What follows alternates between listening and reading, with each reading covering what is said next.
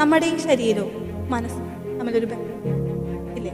എന്താണ് ആ ഒരു കണക്ഷൻ? അതെങ്ങനെയാണ് നമുക്ക് കൺട്രോൾ ചെയ്യാൻ പറ്റുക? അല്ലെങ്കിൽ ചില ആൾക്കാരുടെ കയ്യിൽ നിന്ന് ആ ഒരു കൺട്രോൾ നഷ്ടപ്പെട്ടു പോകുന്ന ആൾക്കാർ, അതെങ്ങനെയാണ് അതിൻ്റെ ഒരു വശം? ഇത് എല്ലാം ബോഡിയും മൈൻഡും ഫുള്ളി ഇന്റർ കണക്റ്റഡ് ആണ്. അപ്പോൾ ഇതിൻ്റെ റിതം നഷ്ടപ്പെടലാണ് സംഭവിക്കുന്നത്. അപ്പോൾ അതിൻ്റെ റിതം നഷ്ടപ്പെടാതിരിക്കാനായിട്ട് ഇതിന് മൂവ്മെൻറ്റ്സ് കറക്റ്റ് വേണം എന്നുള്ളതാണ്. ബോഡി മൂവ് ചെയ്തുകൊണ്ടിരിക്കുന്നത്, ബോഡിയിൽ മൂവ്മെൻറ്റ്സ് ഉണ്ടാകുമ്പോൾ ക്ലാരിറ്റി വരുമ്പോൾ മൈൻഡ് ക്ലിയർ ആവും.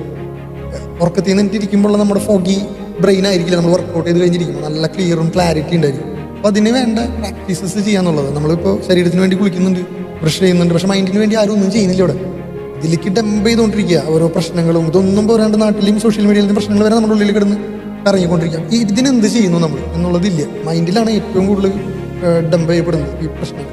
അപ്പോഴാണ് ബോഡിയിലെ അവയർനെസ് പോകുന്നത്. ബോഡി ഈസ് ഓൾവേസ് ദർ, പക്ഷെ നമ്മളിതിൽ കണക്ട് ചെയ്യാൻ പറ്റാത്ത മൈൻഡ് ഫോഗ് ആയി പോകണം. ക്ലെൻസ് ചെയ്യാനുള്ള പ്രോസസ്സായിട്ട് ബ്രത്ത് വർക്കോ അല്ലെങ്കിൽ മെഡിറ്റേഷനോ എന്തെങ്കിലും ഒരു മോർണിംഗ് സൈക്ലിങ്ങോ എന്തെങ്കിലും ചെയ്താൽ മതി. അപ്പോൾ ഈ റിതം കിട്ടും ബോഡിയും മൈൻഡും. അപ്പോൾ നമുക്ക് ശരിക്കും മനസ്സിലാവാൻ പറ്റും. ഒരാളടുത്ത് വന്ന് നിൽക്കുമ്പോൾ പോലും നമുക്ക് അവരുടെ പ്രസൻസ് പോലും ശരിക്കും അറിയാൻ പറ്റുന്ന, ഒരു കാറ്റ് പോലും അറിയാൻ പറ്റുന്ന ഒരു രീതിയിലേക്ക് നമ്മുടെ നൗ എന്നുള്ളൊരു മൊമെൻറ്റിൻ്റെ ക്വാളിറ്റി